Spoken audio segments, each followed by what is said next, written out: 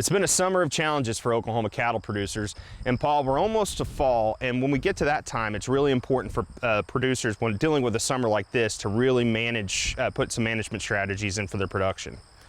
Yeah, so it appears like we're in a dry cycle, and it's going to be a long-term dry cycle, and it probably started with our droughts back 10 years ago. And you know, if you look at the previous dry cycles, these can last for a really long time, you know, back in the 30s and in the 50s.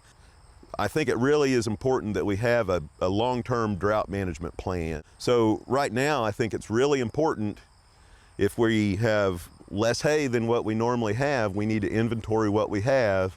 And if our pastures are getting short, we really need to figure out what cows we have, how much standing forage we have, and make a plan of how we're going to get through that. Because if we have less hay than normal and we're going to have to start feeding hay earlier, we've got to start coming up with a plan on what to do. So what's the first, big step into, making that plan? What is the first thing that producers need to think about? Well, many of us, and I recommend this to a lot of our producers, keep a stocker herd to fill out the stocking rate of a ranch so that they have the flexibility of getting rid of those stockers and then using the extra acres for cows.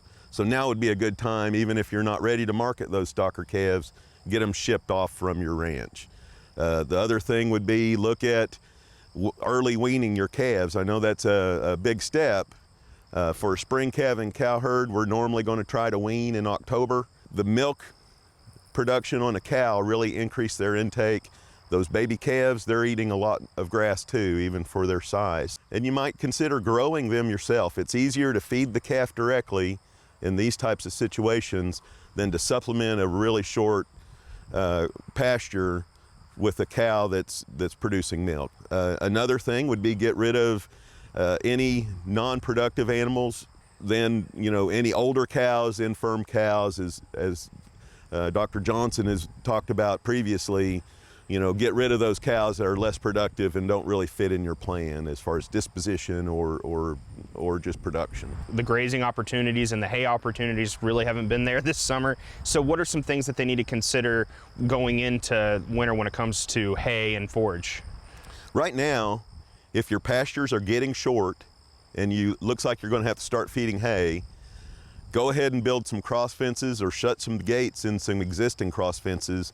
Create a sacrifice pasture to feed that hay, and then your other pastures will have a chance to recover, and that will have benefits in the long term for your operation. Those pastures, they may actually get some good regrowth this fall to where you can use it for winter grazing actually.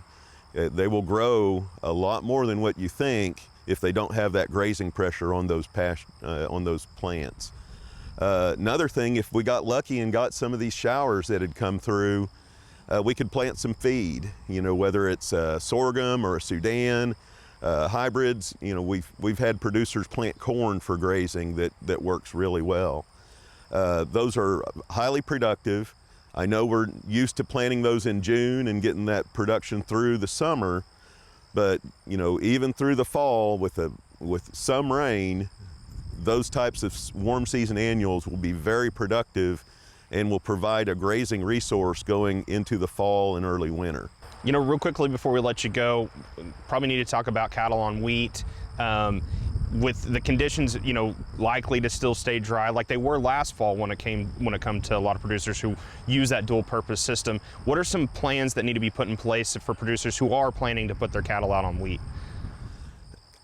Be prepared to plant, and when you get to your target planting window, go ahead and get it planted and not wait for the rain. It's better, in my mind, to have the seed in the ground and have it emerge with the rain, and that'll get you that much ahead of schedule than waiting for the rain and then planting. All righty, thanks, Paul. Paul Beck, Extension Beef Cattle Specialist here at Oklahoma State University. And if you'd like some information that he talked about, go to our website, sunup.okstate.edu.